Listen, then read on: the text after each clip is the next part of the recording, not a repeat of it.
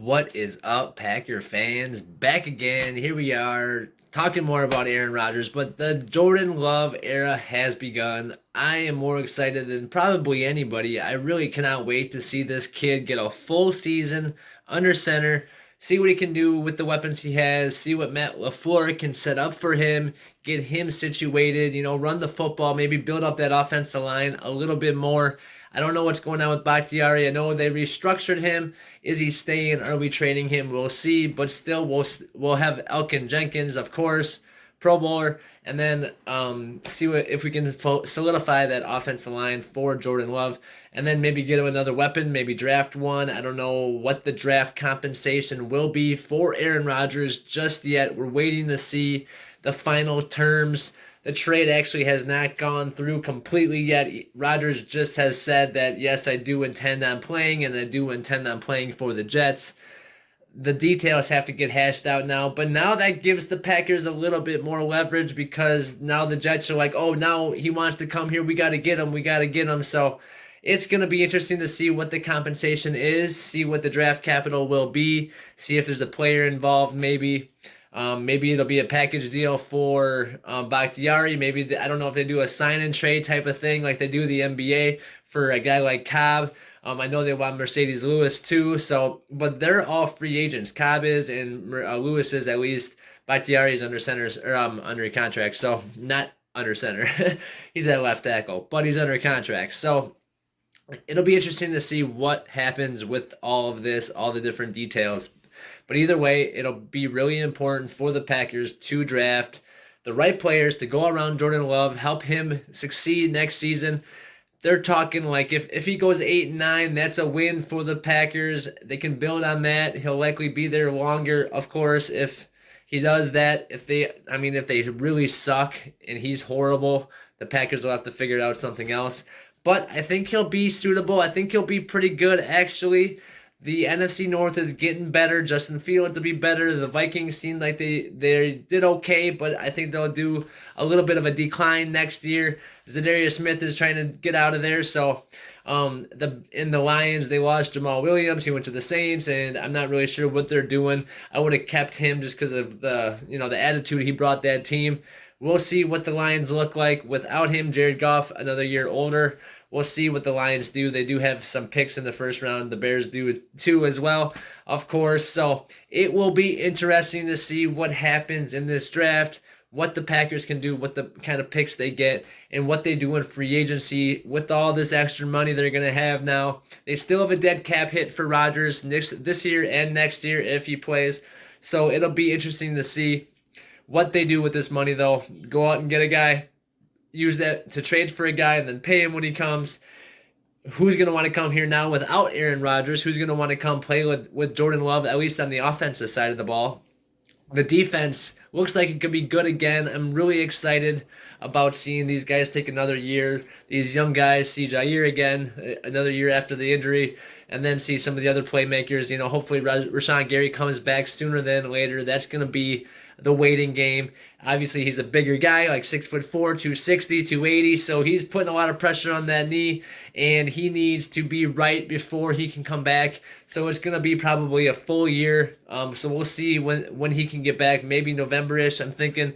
But otherwise, that means guys like Preston Smith, Kenny Clark, Devondre Campbell, Quay Walker have to step up. No more pushing training staff. So we'll see how this defense looks, but it really is going to come down to the safeties. The Packers should have traded a second and got Jalen Ramsey. I don't care what anybody says. That would have been awesome to have him and Jair, because the Dolphins got him for a third and a backup tight end. So unless they really wanted that backup tight end, I think we could have got him for a little more than that, but it still would have been a really good trade just because of the pieces we have right now already. So very, very interesting to see what the Packers do at safety. I know Amos is still a free agent. No one signed him yet.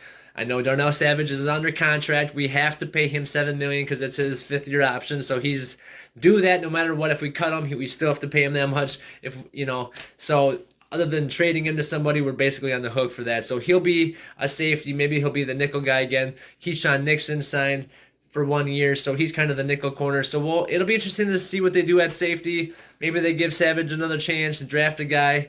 Then we'll have two young guys, basically Savage and a rookie back there at safety if Amos does not sign with the Packers. So that'll be interesting. But really, the craziest part of all this is how this story reminds me of when Brett Favre left to go to the Jets in 2008 after the 2007 Favre's last game as a Packer at Lambeau Field against the Giants, Eli Manning. The season the Patriots went 18-0 and went on to play the Giants in the Super Bowl. They would have played the Packers in the Super Bowl had the Packers won that game. They went into overtime. Favre threw an interception to the right side and got picked off. I think it was going to a driver when Jennings was wide open on the left side of the field. I was sitting behind him looking at his back when he threw that interception. The field goal kicker, I think it was Lawrence Tynes back then, he missed two of them to the left, and the ball would have went right to me both times if there was no net. So then I saw him make it right through where I was sitting too. So really, I remember that really vividly, obviously. So crazy, but for the Packers, it is now Jordan Love time, but the similarities are nuts. It took Favre a while. Am I going to retire? Am I going to stay? Am I going to retire? Am I going to stay? The Packers draft the replacement like they did Jordan Love for Rodgers. And then they kind of lights a fire. Favre played okay, but he wasn't, he had the Packers relevant, but they weren't great. As good as what Rodgers just did with Jordan Love behind him with 2 MVPs and, the number 1 seeds and the NFC Championship games, but couldn't get them to the Super Bowl. And then last year kind of, didn't even make the playoffs, kind of sucked with no weapons, with no Devontae. But the similarities are still interesting because it's, 3 years, basically the same. Now the guy's gone. And out of all teams, we have 31 other teams that he could have went to. And he goes to New York both times, the Favre and Rodgers. And for Favre, it was kind of just the team that he ended up at. And then he wanted the fastest way to get back to a team that he could play the Packers twice a year. He wanted to be in the division. That he went to the Vikings for 2 seasons. Basically beat up on us the first season, I think, both times, and then Rodgers got him that next year. But he went to the Jets first. Now Rodgers going to the Jets, and for me, it's more about, what team can handle the ego of Aaron Rodgers. And obviously the Jets want him because they're trying to go for the Super Bowl, trying to get it, right now. It's been since 1968, since Joe Namath. He wants to unretire his number 12 so Rodgers can wear it. It's going to be interesting to see, but it's just like, this team is built for Rodgers kind of to come in. They have a good defense. They've got a good offensive line, good offensive weapons. If Breece Hall comes back from that ACL, he'll be good at running back. So Rodgers sees a lot of that. Then, going to New York, I think he probably already has an apartment or something in New York City. And then, he can deal with the media. That's going to be nuts. A little bit different than the Green Bay media that gives them like softballs here and there. New York's going to be at him, just going crazy, whether he wins or loses. It's going to be tough questions all the time from that New York media. So really interesting for Rodgers to decide he wants to go there, try to be the savior for a team that hasn't won in, so long.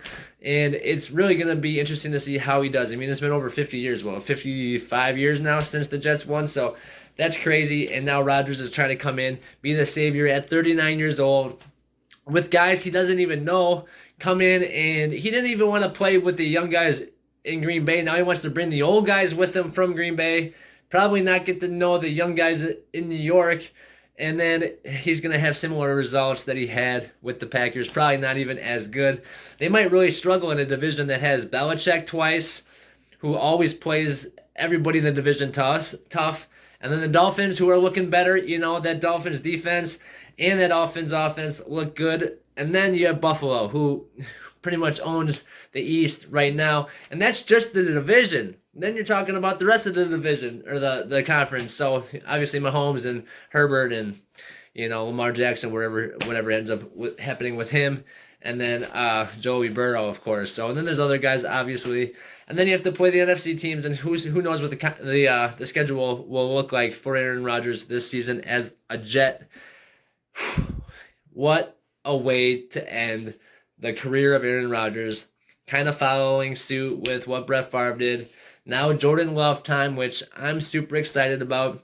Get this 6'4" guy with the rocket for an arm. I mean, some of his throws were just amazing to watch, and I was super excited to see him really kind of take that next step of progression and just, really play well when he got a chance to. Everybody's like, well, he sucks, or he didn't get, we haven't seen enough, and it's like, well, the opportunities that he had recently, the most recent ones, he's played lights out really good, So I'm excited. The preseason he was good. He had a nice rapport with Romeo Doubs, and then Watson came in and he had nice plays with him. So very exciting to see kind of how it is going to keep developing, and can't wait for the draft. Can't wait for preseason. Can't wait for obviously all the training camps and everything, and then the regular season. See how Love can do with this Packers team as the leader of the pack. And it's the end of an era. Rodgers is gone. I mean, basically all but gone at this point, and it is Jordan Love time in Green Bay.